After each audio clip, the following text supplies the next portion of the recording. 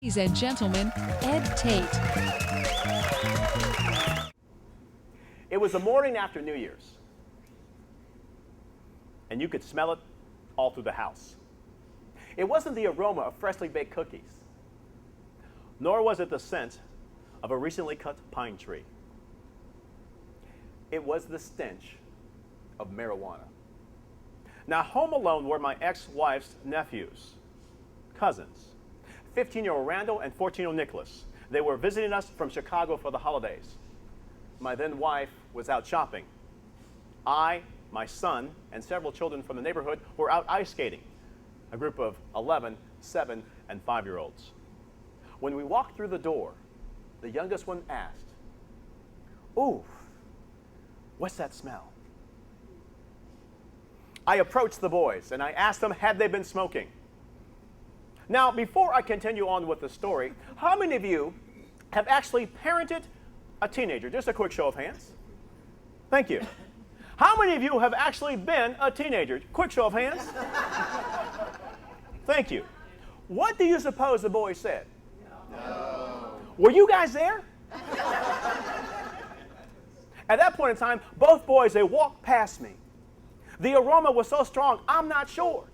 Andy, I think I caught a buzz. At that moment, the person who needed to be left home alone was me. I decided to drop off the neighborhood children. And as I dropped off the neighborhood children, I asked the parents, well, what would you do if you came home and you found your kid smoking? Well, one parent said, that's easy. I sit him down and I make him smoke it all.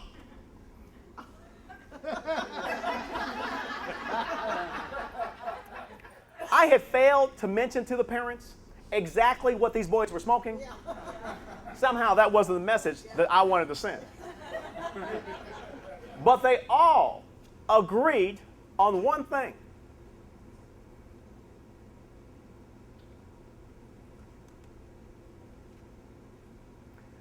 Let your wife handle it.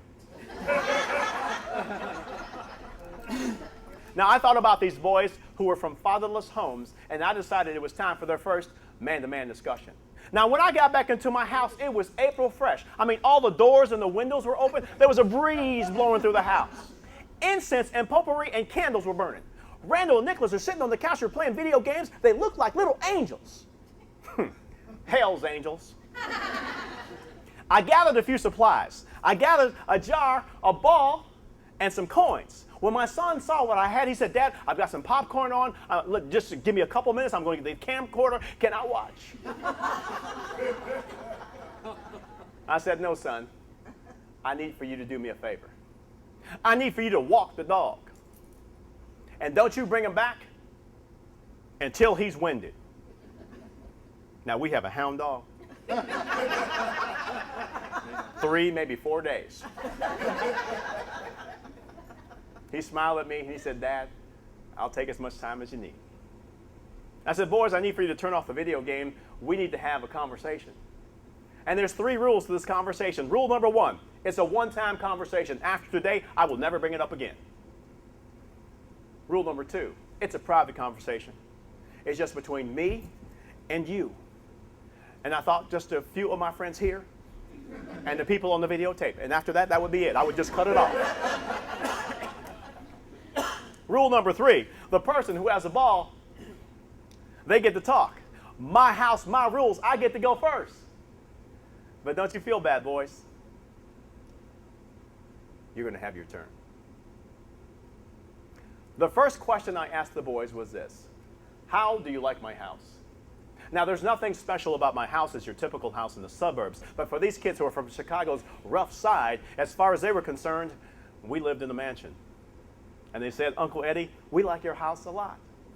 I said, "Well, boys, do you suppose the person who has a house like this is fairly smart?"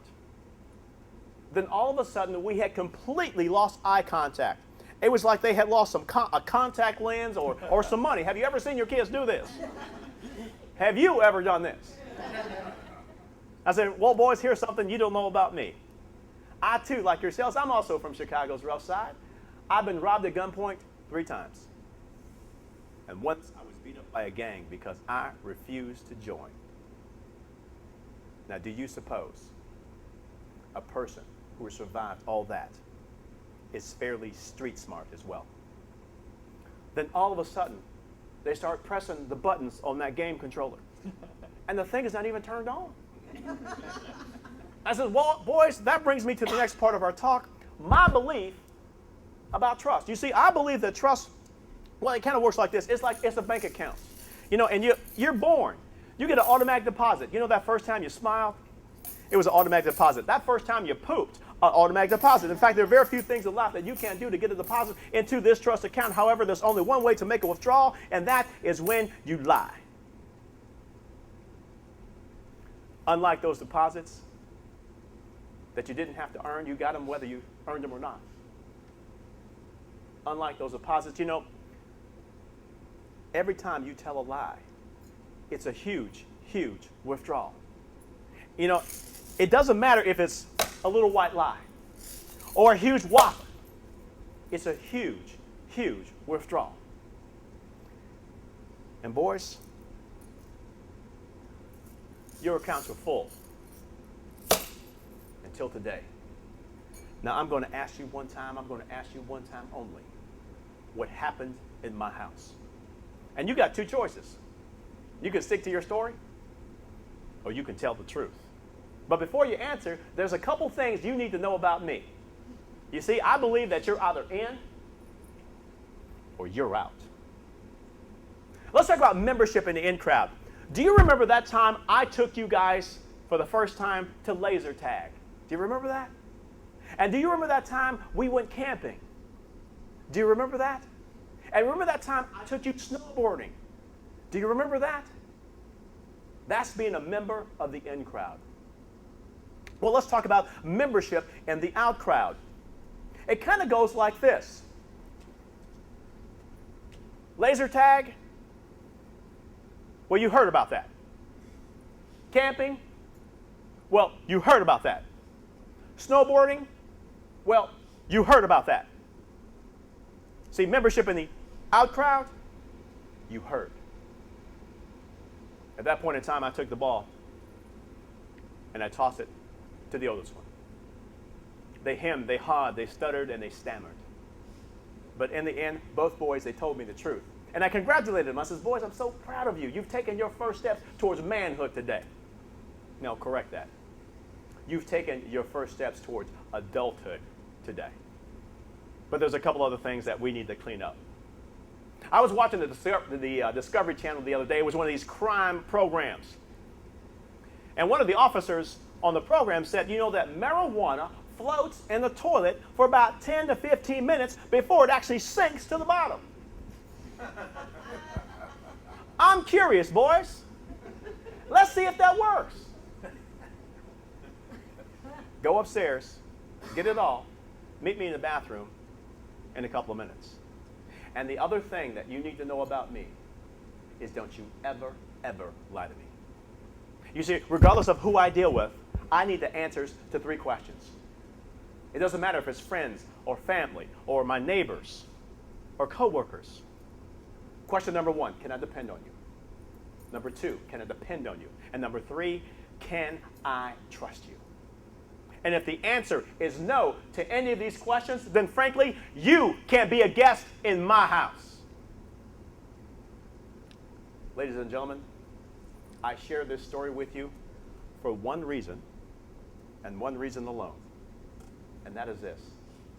There is no relationship without trust, and there is absolutely no exception to that rule. In your lives, the people who you deal with, your friends, your family, your neighbors, your co-workers, you need the answers to 3 questions. Can I depend on you? Can I count on you? And can I trust you?